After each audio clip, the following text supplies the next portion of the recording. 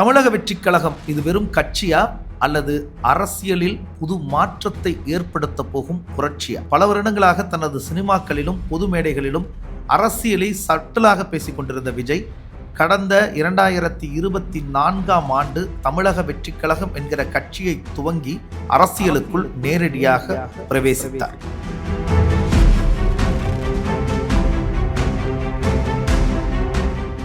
இந்த அரசியல் பிரவேசத்திற்கு பிறகு தான் சினிமாவில் நடிக்க மாட்டேன் என்று அறிவித்தது அவருடைய ரசிகர்களுக்கு பெரும் ஏமாற்றத்தை கொடுத்தது. ஆனால் அதே நேரத்தில் அரசியல் களத்தில் ஒரு மாற்றத்தை வேண்டி ஏங்கி நின்ற மக்களுக்கு ஓர் எதிர்பார்ப்பை ஏற்படுத்தியது. இந்த வீடியோல விஜயின் அரசியல் பயணத்தின் உண்மையான பாசிட்டிவ்ஸ் என்ன, நெகட்டிவ்ஸ் என்ன அப்படிங்கறத அனலைஸ் பண்ண போறோம். இது ஒரு மாற்றத்திற்கான ஒரு எலெக்ஷன். 2024 கட்சியை துவங்கி இருந்தாலும் அரசியலுக்கான தன்னுடைய பயணத்தை விஜய் ரொம்ப நாட்களுக்கு முன்பாகவே துவங்கி விட்டார் அப்படின்னு தான் சொல்லணும். காரணம், அவர் நடித்து திரையில் வெளியாகி பெரும் வரவேற்பை பெற்ற கத்தி திரைப்படத்திலேயே அலைக்கற்றை ஊழலுக்கு எதிராக அழுத்தம் திருத்தமா அவர் சில கருத்துக்களை பதிவு பண்ணியிருப்பார். மெர்சல் படத்துல அவர் அந்த ஜிஎஸ்டி விவகாரத்தை பத்தி ரொம்ப நுட்பமா பேசியிருப்பார். அதற்கப்புறம் வெளிவந்த சர்க்கார் திரைப்படத்துல இந்த அரசியல் அமைப்பு சட்டத்துல இருக்கிற சிக்கல்களை ரொம்ப அழகா விமர்சனத்திற்கு உட்படுத்தியிருப்பார். மாஸ்டர் திரைப்படத்திலையும் இளைஞர்களை அரசியல் படுத்தும் விதமாக சில விஷயங்களை பண்ணியிருப்பார். இது எல்லாமே நடிகர் விஜய அரசியலுக்குள்ள ரொம்ப இயற்கையாகவே அழைச்சிட்டு வந்துருச்சு அப்படின்னு தான் சொல்லுவாங்க. விஜய் 2024 தமிழக வெற்றிக் கழகத்தை துவங்கி இருந்தாலும் இந்த அரசியல் பயணத்திற்கான துவக்கத்தை அவர் 2009 துவங்கிட்டார்.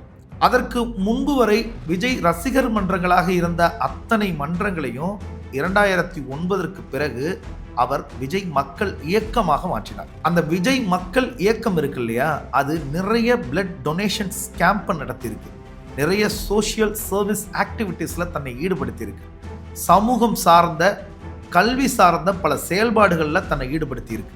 இது எல்லாமே அரசியல் பயணத்திற்கான முன்னெடுப்பாக தான் நமக்கு இப்போ பார்க்கும்போது தெரியுது. இது ஒரு கிராஸ் ரூட் நெட்வொர்க்காக வளர்ந்தது. இந்த நெட்வொர்க் தான் இப்போ ஒரு அரசியல் அடித்தளமாக மாறினிச்சு. விஜய் ரசிகர் மன்றங்கள் 2009 பிறகு விஜய் மக்கள் இயக்கமாக மாறியது. அந்த விஜய் மக்கள் இயக்கம் 2024 தமிழக வெற்றிக் கழகமாக, அதாவது ஒரு பெரிய கட்சியாக மாறினிச்சு.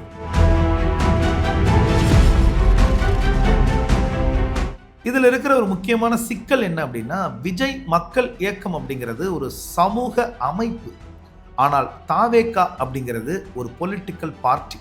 இந்த இரண்டிற்கும் ஒரு பெரிய வித்தியாசம் இருக்கு. ரசிகர்களாக இருப்பவர்களை ஒரு இயக்கத்தின் அங்கமாக எளிதில் மாற்றிட முடியும்.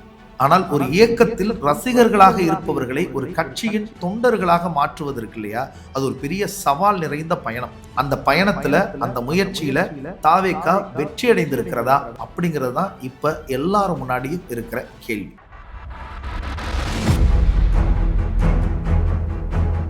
விஜய்க்கு அவருடைய அரசியல் பயணத்தில் இருக்கிற பலங்கள் என்ன அப்படின்னு பார்த்தோம்னா, தமிழகம் எங்கும் விஜய்க்கு ஒரு பெரிய ரசிகர் கூட்டம் இருக்கு. எல்லா மாவட்டங்கள்லையும் கடைநிலை கிராமங்கள்ல கூட அவரை ரசிக்கிற கூட்டம் பெருவாரியா இருக்கு அப்படிங்கிறதுல மாற்று கருத்தே கிடையாது. அப்படி ஒரு பெரும் ரசிகர் பலம் இவருக்கு அரசியல் ஆதரவாக மாறுவதற்கான வாய்ப்புகள் நிச்சயமாக அதிகம். அது இவருக்கு இருக்கிற முதல் பலம். விஜய் பேசுகிற பல விஷயங்கள் இன்றைக்கு இருக்கிற இளைஞர்களான ஜென்சி கிட்ஸை வெகுவாக ஈர்த்திருக்கு அப்படிங்கிறதுல மாற்று கருத்தே கிடையாது. அவர் பேசுகிற கல்வி சார்ந்த விஷயங்களாக இருக்கட்டும், சமத்துவம் சார்ந்த விஷயங்களாக இருக்கட்டும், ஊழல் எதிர்ப்பு பிரச்சாரங்களாக இருக்கட்டும், எல்லாமே இன்றைக்கு இருக்கிற இளைஞர்களை வெகுவாக ஈர்த்திருக்கு. இது அவருக்கு இருக்கிற அடுத்த பலம்.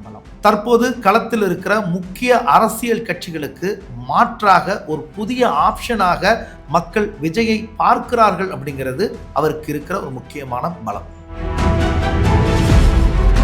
ஆனால் அரசியல் பயணத்துல விஜய்க்கு இருக்கிற பலவீனங்கள் என்னென்ன? லேக் ஆஃப் எக்ஸ்பீரியன்ஸ், அரசியல் சார்ந்த அனுபவம் அவருக்கு குறைவு அப்படிங்கிறது தான் அவருக்கு இருக்கிற முதன்மையான பலவீனமே. இரண்டாவது பலவீனம் வீக் பார்ட்டி ஸ்ட்ரக்சர்.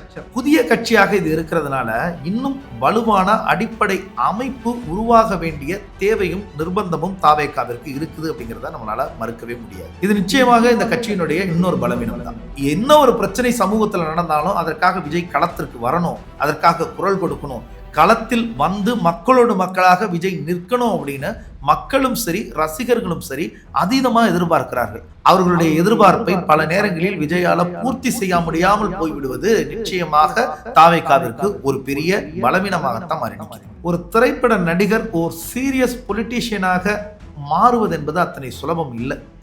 அந்த சவாலை விஜய் எப்படி கை கொண்டு இருக்கிறார், அதை எப்படி கடந்து இருக்கிறார் அப்படிங்கிறத வருகிற தேர்தல் முடிவு தான் நமக்கு சொல்லணும். சமூகத்தில் மக்கள் சார்ந்த பிரச்சனைகள் நிகழுகிற பொழுது அதற்கு தன்னுடைய கருத்தை வெளியிடாமலேயே அதை பற்றி பேசாமலேயே விஜய் பல நேரங்களில் மௌனம் காக்கிறார்.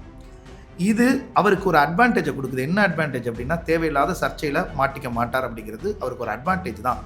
ஆனாலும் மக்கள் அவர் மீது வைத்திருக்கிற நம்பிக்கை இருக்கு இல்லையா, நம்பகமான தலைவர், நமக்கு ஒரு பிரச்சனை வந்தால் அவர் குரல் கொடுப்பார் அப்படிங்கிற அந்த நம்பிக்கையை இந்த மௌனம் உடைக்குது. இது அவருக்கு ஒரு முக்கியமான டிஸ்அட்வான்டேஜ். பொதுவாக விஜயின் அரசியல் பயணத்தை, அரசியல் பிரவேசத்தை எம்ஜிஆரோடு ஒப்பிட்டு பேசுவார்கள். ஆனால் எம்ஜிஆருக்கு எப்போதும் அந்த பப்ளிக் கனெக்ட் இருக்கு இல்லையா, ரொம்ப ரொம்ப யதார்த்தமாக இருந்தது.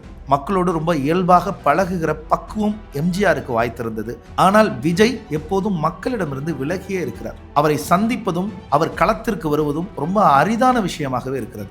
பிரச்சாரத்தின் போது கூட அவர் பல நேரங்களில் இந்த பிரச்சார கூட்டங்களை ரத்து செய்துவிட்டு வீட்டில் ஓய்வு எடுக்கிறதெல்லாம் நிச்சயமாக ஒரு அரசியல் தலைவருக்கு அழகில்லை என்கிற விமர்சனம் பெருவாரியாக பேசப்படுவதை நம்ம பார்க்கிறோம். தாவேகா தலைவர் விஜய் நாளை மேற்கொள்ளவிருந்த பரப்புரை ரத்து செய்யப்பட்டிருக்கிறது. எம்ஜிஆருக்கு இருந்த அதே ரசிகர் கூட்டமும் எம்ஜிஆருக்கு இருந்த அதே மக்கள் ஈர்ப்பும் விஜய்க்கு இருந்தாலும் எம்ஜிஆரிடமிருந்து இவர் விலகி நிற்பது மக்களுடனான அந்த கனெக்ட், அந்த பப்ளிக் கனெக்ட் அப்படிங்கிற விஷயத்துல தான்.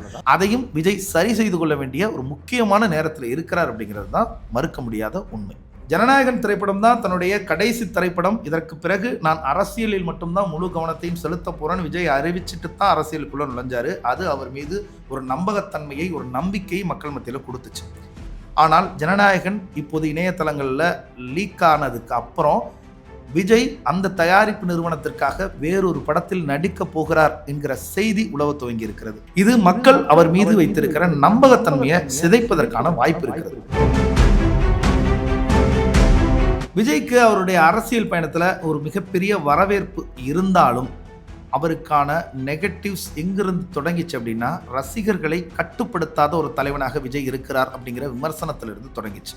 அதை தாண்டி கரூர் சம்பவத்தின் போது அத்தனை மக்கள் உயிரிழந்த போது களத்தில் நிற்காமல் சென்னைக்கு அவர் உடனடியாக திரும்பி வந்தது ஒரு பெரிய விமர்சனத்துக்கு உள்ளாச்சு. அதன் பிறகு அந்த கரூர் துயர சம்பவத்தில் பாதிக்கப்பட்ட மக்களை நேரில் சென்று சந்திக்காமல் அவர்கள் அத்தனை பேரையும் குடும்பத்தாரோடு தன்னுடைய இல்லத்திற்கு, பனையூரில் இருக்கிற இல்லத்திற்கு அழைத்து ஆறுதல் சொன்னது ஒரு விமர்சனத்துக்கு உள்ளாச்சு. அதை தாண்டி அரசியல் களத்தில் தன்னுடைய கொள்கை எதிரியாக இருக்கிற பாஜகவிற்கு எதிராக இவர் அழுத்தம் திருத்தமாக கருத்துக்களை பதிவு செய்யாமல் இருப்பதும் ஓர் சந்தேகத்தோடையே பார்க்கப்படுகிறது. இதை தாண்டி கவின் படுகொலை செய்யப்பட்ட போது அந்த ஆணவ கொலைக்கு எதிராக தன்னுடைய கருத்தை பதிவு செய்யாமல் இருந்தது. திருப்பரங்குன்றம் விவகாரத்தில் தன்னுடைய நிலைப்பாடை மக்களுக்கு வெளிப்படுத்தாமல் இருந்தது. மத்திய அரசு தாக்கல் செய்த பட்ஜெட்டை குறித்த தன்னுடைய கருத்தை பதிவு செய்யாமல் இருந்தது. இவையெல்லாம் விஜயின் மீது வைக்கப்படுகிற குற்றச்சாட்டுகள். இப்படியான சூழலில் தான் தாவேகாவினுடைய தலைவர் விஜய் தனக்கு இருக்கிற பலங்களோடும் பலவீனங்களோடும் தனக்கு இருக்கும் ரசிகர் படையை மாத்திரமே நம்பி இந்த தேர்தலில் களம் காண்கிறார். அவருடைய எதிர்பார்ப்புகள் நிறைவேறுமா என்பதை நாம பொறுத்திருந்து தான் பார்க்கணும். மீண்டும் சந்திப்போம். நன்றி, வணக்கம்.